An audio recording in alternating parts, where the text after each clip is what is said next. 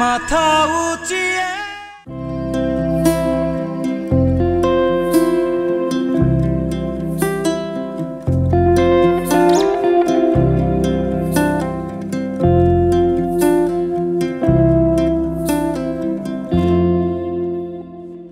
সুপ্রিয় দর্শক, কেমন আছেন আপনারা? আশা করি খুবই ভালো আছেন। আমন্ত্রণ জানাচ্ছি আপনাদেরকে এটিএন বাংলার কৃষি বিষয়ক অনুষ্ঠান মাটির সুবাসে। আর বরাবরের মতো আপনাদের সঙ্গে আছি আমি কৃষিবিদ সাব্বির সজীব। দর্শক, আপনারা জানেন মাটির সুবাসের প্রতি পর্বে হাজির হই কৃষির নানামুখী বিষয় নিয়ে। তারই ধারাবাহিকতায় আজ দেখতেই পাচ্ছেন এবং বুঝতেও পারছেন সবজির রাজ্যে আছে মানিকগঞ্জের সিংগার, যেটিকে কিচেন হাউস বলা হয় ঢাকা শহরের, অর্থাৎ বেশ কিছু সবজি কিন্তু এখান থেকে যায়। তো চেষ্টা করব আজকের পর্বে এখানকার কৃষকের গল্প এবং তার সাথে কৃষির গল্প আপনাদের সামনে উপস্থাপন করতে।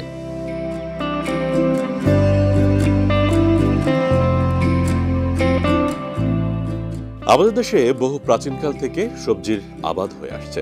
যদিও আগের দিনে বাড়ির ঠিক পাশে ছোট্ট করে একটি বাধা করে সেখানে লাউয়ের জানলা কিংবা লতানো জাতীয় কোনো না কোনো সবজি থাকতো। তবে এখন এবং বেশ কিছু বছর ধরেই কিন্তু বাণিজ্যিক ভিত্তিতে আমাদের কৃষকেরা চাষ করছেন সবজি। এতে করে নিজেদের চাহিদা পূরণের পাশাপাশি তারা বিক্রিও করছেন বাজারে।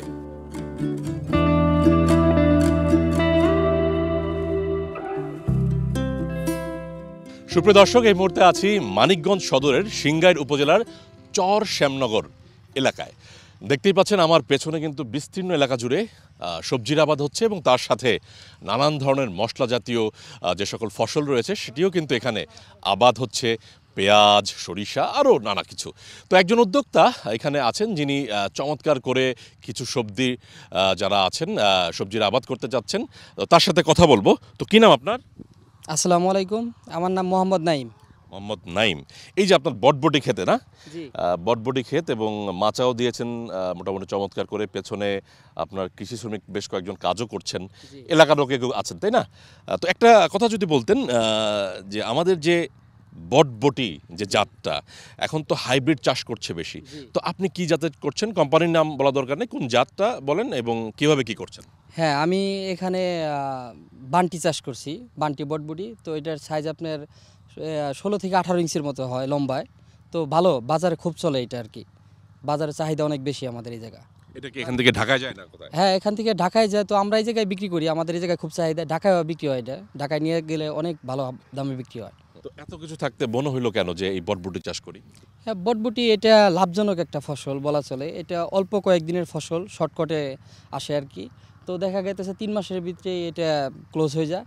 তো লাভবান আর কি হওয়া যায় বেশি বটবটি চাষ করলে, মানে অল্প সময়ের মধ্যে ফসলটা ওঠে। তো লাগান কোন মাসে এবং ফল উত্তোলন শুরু করেন কোন মাস থেকে? এইটার সময় কোনই নাই, যেহেতু হাইব্রিড এটা 12 মাসই চাষ করা যায়। তো আমরা লাগাইছি আপনার কত 1 মাস হইল আর কি লাগাইছি। তো এটা আপনার 45 থেকে 50 দিনের মধ্যে ফলন উঠানো যায় আর কি। তো ভালো লাভজনক ফসল আর কি বটবটি আমি বলবো। আচ্ছা, এটার আমরা জানি হাইব্রিড গাছে অনেক সময় পোকামাকড়ের অ্যাটাকটা বেশি হয়, আবার রোগাক্রান্তর ব্যাপার থাকে যদি আবহাওয়া মানে 19-20 হয়। তো সেক্ষেত্রে কোন কোন পোকামাকড় এটার ক্ষতি করতে পারে? 1, 2 হচ্ছে রোগবালাই কী কী হয় এটা যদি বলতেন। এইটা আপনার পোকামাকড় বলতে গেলে আপনার লেদা পোকার আক্রমণটা অনেক বেশি আর কি। তো হ্যাঁ, পাতা খেয়ে ফেলে যেটা, ওইটার আক্রমণটা বেশি। আর আপনার এমনি সাদা মাছিটা একটু বেশি লাগে, মাকড় খুব কম লাগে। তো আর একটা আছে আপনার এটা ভাইরাস বলতে পাতা হলুদ হয়ে যায়, তো ওইটাই আর কি অনেক বেশি।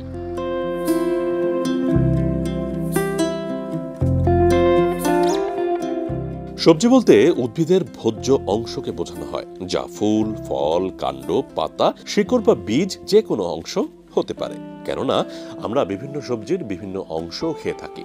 এমনকি এমন কিছু সবজি এখন বাজারে আছে যা কিন্তু অত্যন্ত পুষ্টিকর। তবে খেয়াল রাখতে হবে সে সকল সবজি যেন উত্তম উপায়, অর্থাৎ যেটাকে আমরা বলি GAP, গুড এগ্রিকালচারাল প্র্যাকটিস, অর্থাৎ উত্তম কৃষি চর্চা, এটি যেন ঠিকভাবে আমাদের কৃষকেরা করে সেটি কিন্তু খেয়াল রাখতে হবে উপসহকারী কৃষি কর্মকর্তা এবং অন্যান্য কর্মকর্তাদের।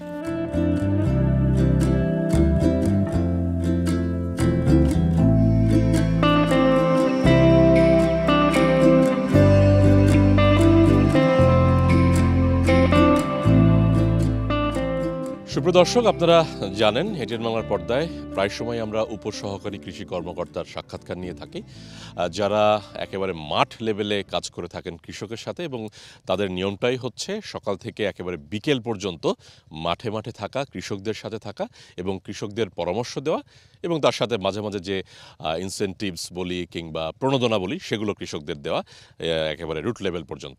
তো আমার সাথে এই মুহূর্তে একজন উপসহকারী কৃষি কর্মকর্তা আছেন। কী নাম আপনার? মোহাম্মদ রকুনুজ্জামান খান। আচ্ছা, আপনি তো এই ব্লকে আছেন, এটা হচ্ছে চর শ্যামপুর নাকি চর শ্যামনগর, মুসলিমাবাদ হচ্ছে ব্লকটার নাম, তাই তো? তো সেক্ষেত্রে যদি বলতেন এখানে যেই সবজিগুলো আবাদ হচ্ছে এই রবি সিজনে, তো আপনার দেখা মতে কি কি ধরনের রোগ কিংবা পোকামাকড় এখানে দেখেছেন এবং কিভাবে কি করছেন আপনি? এখানে আসলেই সাধারণত যে রোগটা দেখা যায় সেটা হচ্ছে, যেমন এখানে করলার জমি রয়েছে, এখানে হচ্ছে একটু ভাইরাসের আক্রমণটা এবং মাকড়ের আক্রমণটা একটু হয়ে থাকে। আমরা সাধারণত হচ্ছে ভাইরাসের জন্য আমরা হচ্ছে ইমিডাক্লোপিড গ্রুপের যেসব ওষুধ রয়েছে সেগুলো দিয়ে থাকি। আবার মাকড়ের যে আক্রমণটা হয় সেই মাকড়ের আক্রমণের জন্য হচ্ছে আমরা ভার্টিমিক যেটা আছে সেগুলো আমরা স্প্রে করতে বলি। এছাড়া হচ্ছে আপনার মিষ্টি কুমড়া রয়েছে, তারপরে হচ্ছে শশা রয়েছে, তারপর হচ্ছে এখানে পেঁয়াজ হয়, মোটামুটি লাউ থেকে শুরু করে সমস্ত রকমের সবজি এখানে হচ্ছে। তো এখানে বটবটি হয়, টমেটো। হ্যাঁ, এখানে যে সমস্যাটা সবথেকে বেশি দেখা যায় সেটা হচ্ছে মাকড় আর ভাইরাসটা একটু বেশি হয়ে থাকে। তো এটার জন্যই হচ্ছে আমরা উপজেলা কৃষি অফিস সিঙ্গার, আমাদের উপজেলা কৃষি অফিসার মহোদয় জনাব হাবিবুল বাশার চৌধুরী স্যারের দিক নির্দেশনায় আমরা উপসহকারী কৃষি কর্মকর্তাবৃন্দ সার্বক্ষণিক কৃষকের পাশে থেকে কৃষকদের যতটুকু দেওয়া সম্ভব আমরা দেওয়ার চেষ্টা করে তাদেরকে দিয়ে আসা হচ্ছে আমাদের। তো এমনি সময়ে যখন আমরা জানি আবহাওয়ার সাথে আমাদের কৃষি অনেকটাই রিলেটেড, মানে 100% রিলেটেড, সেক্ষেত্রে পূর্বাভাসগুলো আপনারা কিভাবে দিচ্ছেন, যেটা কিনা প্রায় সময় কিন্তু কৃষি সম্প্রসারণ অধিদপ্তর একটা করে পাবলিকেশন করে এবং কৃষকদের সতর্ক থাকার জন্য বলে। তো ইদানিং কি পাচ্ছেন বা কেমন কি?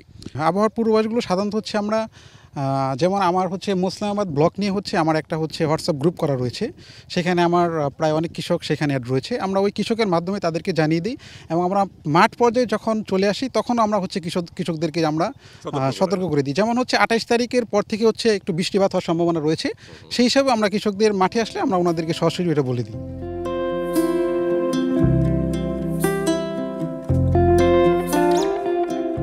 সাধারণত খাদ্য হিসেবে গ্রহণ করা হয় এ ধরনের সবজি।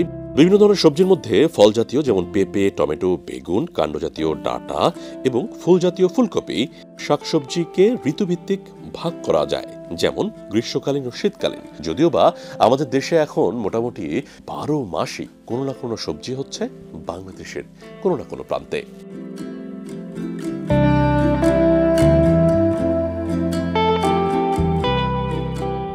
আচ্ছা, এই যে আপনার বটবটি বাগান দেখলাম, এখন হচ্ছে এই যে উস্তা বা করল্লা না, এর খেতে আসি, তো এটা আবাদ করছিলেন কবে থেকে আর কি? এটা আপনার কতদিন, প্রায় 90 দিনের মতো হয়েছে আর কি আবাদ করছি, লাগাইছে। 90 দিন হলো লাগাইছে? হ্যাঁ, লাগাইছি। বিক্রি শুরু করলেন কবে থেকে? বিক্রি শুরু করছি আপনার 35 দিন থেকে বিক্রি শুরু করছি। 35 দিন থেকে। আচ্ছা, এই যে এখানে যে কথা হচ্ছিল আপনার সাথে, আপনার নিজের জমি কতটুকু আছে আর লিজ নিছেন কতটুকু? আমার নিজস্ব বলতে কোনো জমি নাই, এগুলো সবগুলো লিজ নেওয়া আর কি আমাদের জমি। তো বিঘা প্রতি আর কি 35 থেকে 40 হাজার টাকার মধ্যে 26 শতকের 1 বিঘা লিজ নেওয়া 1 বছরের জন্য? 1 বছরের জন্য, জি। আচ্ছা, আরেকটা ব্যাপার বলেন, এই যে 1 বিঘা 2 বিঘা এরকম করে করে বিভিন্ন ধরনের সবজি করতেছেন, আপনি আগে কি করতেন, মানে ব্যাকগ্রাউন্ডটা কি ছিল, আর এখন কৃষিকাজে কেনই বা সংশ্লিষ্ট হইলেন? হ্যাঁ, আমি আগে বাইরে গেছিলাম, সৌদি আরব গেছিলাম। সৌদি আরব যাওয়ার পর আমি 5 বছর 1 মাসের মতো আসছিলাম সৌদি আরব। তো ওই জায়গা থেকে ভালো কিছু আর কি করতে পারিনি, পরে বাড়িতে চলে আসি। আসার পর আব্বার সাথে কৃষিকাজ মূলত আমার আব্বা করে, আমি আব্বার সাথে আব্বা যেভাবে করতে বলে আমি ওইভাবেই করি, আব্বার সাথে আর কি করি। তো এইভাবে করতে করতে আর কি এখন নিজেই কৃষক আর কি, এখন নিজেই সব কিছু করি, নিজেই যত যত্ন টত্ন যা আছে সব নিজেই দিই। ভালো কৃষি কাজ ঠিক মতো করতে পারলে এটার মতো টাকা অন্য কোনো কাজেই নেই। আমি যে সৌদি আরব ছিলাম, হ্যাঁ হালাল, একদম হালাল। তো সৌদি আরব ছিলাম, ওই জায়গা থেকে আমি 5 বছরে আমার মনে হয় আমি চালানটা নিয়ে আসতে পারিনি। তো কৃষিকাজ করে এখন আলহামদুলিল্লাহ আমার পরিবার নিয়ে, আমার ছেলে সন্তান নিয়ে আমি আলহামদুলিল্লাহ অনেক ভালো আছি। প্রতি বছরে কি কোনো হিসাব আছে, কত টাকা আসে, কি কয় বিঘা আবাদ করে? হ্যাঁ, হিসাব ওই রকম রাখা হয় না, তো মোটামুটি যেটা এই 6-7 বিঘার মতো আর কি জমি করি আমরা। তো তো প্রত্যেক বছর 4 থেকে 5 লক্ষ টাকার মতো আমাদের খরচ হয়ে যায়। তো বছর শেষে দেখা যায় যদি সব টোটাল হিসাব করি কোনো বছরে 10 থেকে 12 লাখ আসে, আবার কোনো বছরে ওই দেখা যাইতেছে মানে নিজেরা খাওয়া দাওয়া করে সব কিছু সই আর কি, মানে লাভটা আর কি থাকে না।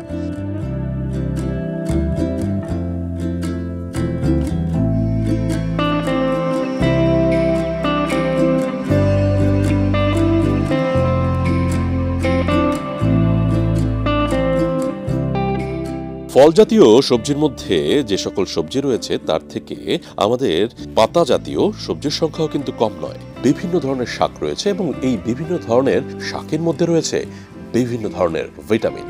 তাছাড়া অনেকেই আমরা জানি যে বিভিন্ন রঙের যে শাক রয়েছে সেগুলো কিন্তু বাচ্চা শিশুদের জন্য এবং মহিলাদের জন্য রয়েছে ভালো একটি পুষ্টি সমৃদ্ধ উপাদান। কান্ডজাতীয় সবজির মধ্যে যেগুলো রয়েছে তার মধ্যে পুঁইশাক, কচি বাঁশ, ডাঁটা ইত্যাদি। সুপ্রদর্শক, ঘুরতে ঘুরতে পেয়ে গেলাম একজন প্রবীণ কৃষক, এবং এই প্রবীণ কৃষক হচ্ছে আমাদের আজকের উদ্যোক্তা নাইম মোল্লার বাবা, তাই তো? এবং তারা পারিবারিকভাবে এই কৃষিকাজটা করছেন। বাবা, ছেলে, নাতি, আপনার স্ত্রী সবাইকেই দেখলাম, তাই তো? বেটার বউ আসে মাঝে মাঝে নাকি? না, বেটার বউ আসে না, বেটার বউ বাড়িতেই থাকে। হ্যাঁ, রান্না বান্না করে আর আপনারা মাঠে কাজ করেন, এই তো? তো কি নাম আপনার? আমার নাম আবু সাইদ। আবু সাইদ। তো এই যে টমেটো লাগাইছেন, কবে লাগাইলেন এবং কিভাবে কি করেন বলেন তো? এই টমেটোটা লাগাইছি আপনার প্রায় 25 দিন হয়েছে। এই আগাছা নিরান লাগে, হয়তো সার ধন লাগে, তারপর বিষ স্প্রে করন লাগে, বিভিন্ন ধরনের সমস্যা আর কি হয়, ওইটা আমরা এই করার চেষ্টা করি আর কি। চেষ্টা করেন। তো এবার বাপ পোলায় মিলে কি কি সবজির আবাদ করছেন? আমরা করছি টমেটো, করছি পেঁপে ক্ষেত, করছি বটবটি ক্ষেত, তারপরে হলো আপনার করল্লা, এই আর কি। এগুলাই? হ্যাঁ, এটি। সবসময় কি সবজিটাই বেশি করা হয়? হ্যাঁ, সবজি বেশি করা হয়। আচ্ছা, একটা ব্যাপার বলুন তো, আপনাদের এখানে তো মোটামুটি এখন সবজির সাথে পাশে পেঁয়াজ দেখলাম, মিষ্টি কুমড়া, আরও অনেক দেখলাম। তো এখানে কি এক সময় কি বন্যার পানি আসতো বা এমন কিছু? হ্যাঁ, এক সময় বন্যার পানি আসতো, 5 বছর ধরে এদিকে বন্যার পানি ঢুকে না। না, বন্যার পানি হয় না 5 বছর ধরে, 4-5 বছর হয়ে গেছে আর কি বন্যা হয় না। এদিকে হয়েছে আর কি, নিচে জমিতে পাইছে, কিন্তু এইগুলিতে এখনো বন্যার পানি আসে নাই। এবং দর্শক, একটা ব্যাপার বলতেই হয়, ওনাদের নিজের খেতি জমি নাই, মানে ফসলের জমি সবই হচ্ছে লিজ নেওয়া। লিজ নেওয়া মানে বাড়ির ভিটাটা আছে। তো এটা হচ্ছে ইচ্ছা শক্তি। অনেকে বলেন যে আমার জমি নাই, আমি কোথায় কৃষিকাজ করব বা কোথায় ফসল করব, কি লাগাবো, কিন্তু আসলে জমি থাকাটাই যে সবচেয়ে আগে তা নয়, ইচ্ছা শক্তি সবার আগে। এবং ইচ্ছা শক্তি থাকলে আপনি জমি লিজ নিয়েও করতে পারেন। এবং কৃষির যে বড় বড় প্রজেক্টগুলো হয় বেশিরভাগই কিন্তু লিজ নিয়ে করেন, আবার অনেকের যে জমি আছেন সেখানেও কিন্তু লিজ নিয়েই করতে হয়। প্রায় 100 বিঘা বা 50 বিঘা তো আর নিজের হইতে পারে না, সেখানে লিজ নিয়েই করে সবাই।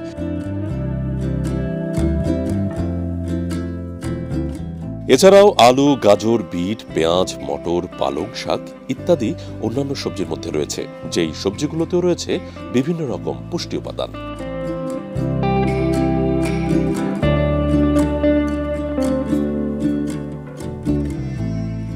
সুপ্রিয় দর্শক, এই মুহূর্তে কথা বলবো মানিকগঞ্জের সিংগাইর উপজেলা কৃষি অফিসারের সাথে। তো কেমন আছেন আপনি? জি, আলহামদুলিল্লাহ ভালো আছি। আচ্ছা, আমরা তো জানি মানিকগঞ্জের সিংগাইর হচ্ছে, আপনারাই বলে থাকেন, কিচেন হাউস, অর্থাৎ ঢাকার অনেক সবজি এখান থেকে যায়। তো এই সময় অর্থাৎ রবি সিজনের মোটামুটি অনেক সবজির চাষ হচ্ছে। তো এটা নিয়ে একটু বলেন এবং কিভাবে কি হচ্ছে, তার সাথে কিভাবে আপনারা পরামর্শ দিয়ে যাচ্ছেন। সিংগাইরকে বলা হয় ঢাকার কিচেন হাউস। এখানে আমাদের কৃষক ভাইরা এখন শীতকালীন বিভিন্ন ধরনের সবজির চাষাবাদ শুরু করেছেন, যেমন সিম, বরবটি, করলা, গাজর, পেঁপে, ফুলকপি, বাঁধাকপি, রঙিন বিট সহ বিভিন্ন ধরনের শীতকালীন সবজি কৃষক ভাইরা চাষাবাদ করতেছে। এবং এখন যে আমাদের আবহাওয়া এবং জলবায়ুটা যেটা রয়েছে আমাদের কৃষির জন্য খুবই উপযোগী। কৃষক ভাইরা প্রাণবন্তভাবে মাঠে কাজ করে যাচ্ছে এবং আমরা কৃষি বিভাগের পক্ষ থেকে তাদেরকে নিয়মিত তদারকি করতেছি। কোনো রোগ বা পোকামাকড় হলে আমরা তাদেরকে পোকামাকড় দমনের জন্য কীটনাশক, ছত্রাকনাশক প্রয়োগের জন্য পরামর্শ দিচ্ছি।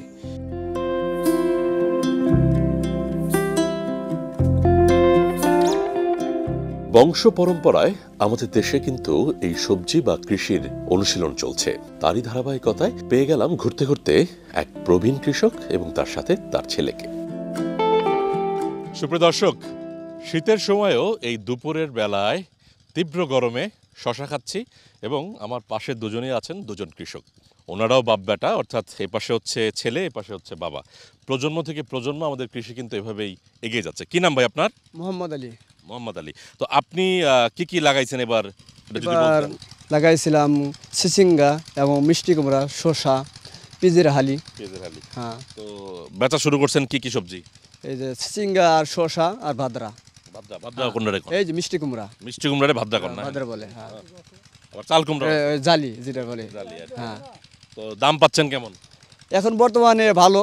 আগে এক সময় সস্তা ছিল আর কি, বর্তমানে লাস্টে যায় দাম বেশি বাড়ছে। 15-20 দিন হ্যাঁ হ্যাঁ হ্যাঁ, এই যে চিচিঙ্গা যেটা বলে সেটার দামটা এখন বাড়তি বেশি। কত করে বেচতেছেন? এনে 1800-1700 টাকা মন যা। 1800-1700 মণ। হ্যাঁ হ্যাঁ মন। এখানে বিক্রি করেন কোথায়? আমরা সিঙ্গার আরো দেই এবং ফরাসর আরো দেই, আবার এমরে আছে সোলানি বিক্রি করি। তো এই যে ধরেন কৃষিকাজ করছেন অনেকটা সময় ধরে, আসলে কৃষিকাজে আপনাদের কোন জিনিসটা বেশি হলে বা কোন জিনিসটা সব সময় থাকলে সাপোর্টটা আর কি আমি যেটা বলছি আপনারা ভালো করতে পারবেন? যেমন দেখা যায় যে কহি আমাদের যেরকম আসে, কহি চিচিঙ্গা যেটা বলি আমরা, একবারে পয়সা যদি দাম থাকে তাহলে খুবই হয় আর কি, ও বেশি লাস্টিং করে কম, অল্প দিনই পয়সাটা এসে পড়ে, অল্প সময়। অল্প সময়। আবার যেমন দেখা যায় যে আমরা করছিলাম, এই যে করার লাগাইছিলাম রানীপুকুর, এটাও অল্প দিনই চলে যায় কিন্তু ধরে জাত করি ওইটা ভাইঙ্গা যেমন আর ফিরে আবার যে পিজের হালি ফেলাইছে। মানে আপনাদের বাজার মূল্যটা সঠিক পাইলে এটাই হচ্ছে সবচেয়ে ভালো, নাকি? ভালো, হ্যাঁ হ্যাঁ, মানে কৃষক ভালো থাকতে পারে। কৃষক ভালো থাকতে পারে। তবে সেক্ষেত্রে আরেকটা ব্যাপার আমি একটু ইনক্লুড করতে পারি, বীজের দাম, সারের দাম, তারপরে হচ্ছে পানির যে খরচ, ডিজেল খরচ, নাকি এগুলোরও তো একটা ব্যাপার আছে। কৃষিকাজের ক্ষেত্রে এই যে ইনপুটগুলো, এগুলোর দাম যদি বাইরে যায় তাহলে কৃষককে বেশি দামে বিক্রি করতে হবে। আবার যখন উৎপাদন বেশি বেশি হয়ে যাবে তখন আবার খেয়াল রাখতে হবে, যদি সঠিক বাজারে যদি আপনি বিক্রি না করতে পারেন তাহলে কিন্তু আবার তখন দাম কমে যাবে। দাম কমে যায়।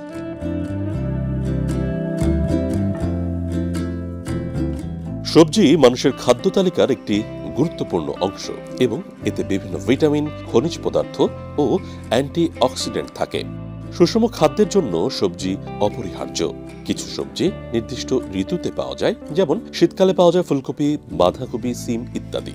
যদিও বা আমাদের দেশে এখন প্রচুর পরিমাণে হাইব্রিড সবজি চাষ করা হচ্ছে। কিছু কিছু কৃষক করছেন দেশীয় প্রজাতি। তবে দেশীয় প্রজাতির চাষ করলে কি হবে? তাকে তো বাজারে দামটাও ভালো পেতে হবে। যদিও বা অনেক কৃষক চিন্তা করেন হাইব্রিডে ফলন বেশি, তাই দামও বেশি পাবো।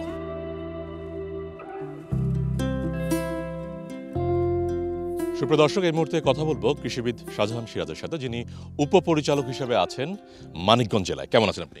আলহামদুলিল্লাহ, ভালো আছি।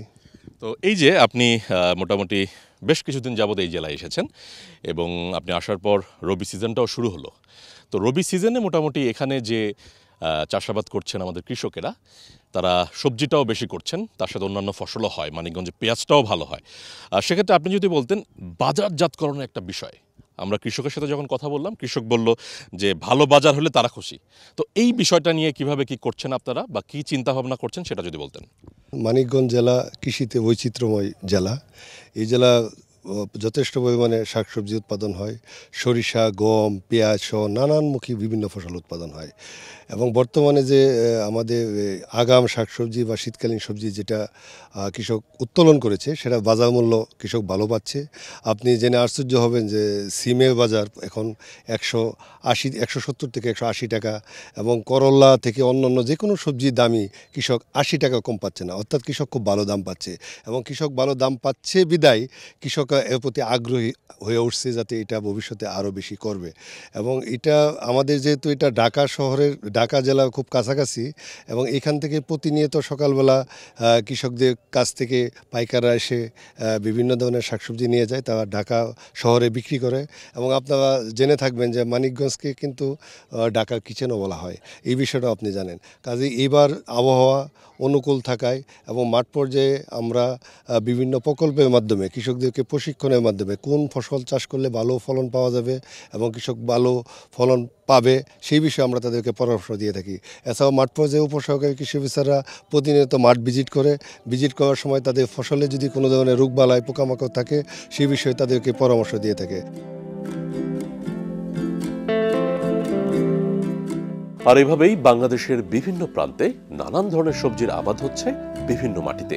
আমরা জানি আমাদের পুরো বাংলাদেশকে 30টি অ্যাগ্রো ইকোলজিক্যাল জোনে ভাগ করা হয়েছে এবং এই 30টি অঞ্চলে বিভিন্ন ধরনের মাটি এবং তার সাথে আবহাওয়া বিরাজমান। যদিও বর্তমান আবহাওয়ার সাথে আমাদেরকে তাল মিলিয়ে চলতে হলে নানাবিধ শক্তিশালী যে সকল জাত রয়েছে সেগুলোর আবাদ বাড়াতে হবে। তাই আসুন বসে না থাকে, যার যতটুকু জায়গা আছে খালি পড়ে আছে সেখানে কোনো না কোনো সবজির আবাদ করি, কিংবা ঢাকা শহরের যে সকল ছাদগুলো ফাঁকা পড়ে রয়েছে সেখানেও আসুন সবজির আবাদ করি।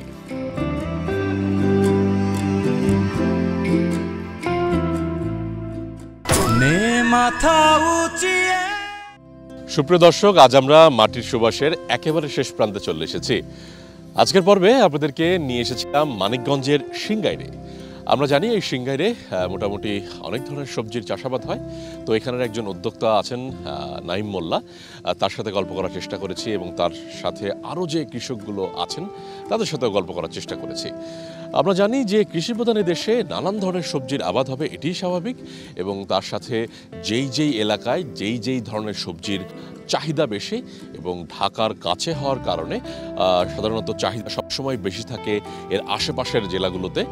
তো চেষ্টা করবেন কৃষক যারা আছেন তারা বিভিন্ন ধরনের সবজি চাষ করতে, এতে করে আপনাদের স্থানীয় চাহিদা পূরণের পাশাপাশি ঢাকায় কিংবা যেটা এর আগে আমরা দেখিয়ে এসেছিলাম এক পর্বে যে এক্সপোর্ট করার একটা ভালো সুযোগ সুবিধা এখন আসছে, সেটিও কিন্তু করা যায়।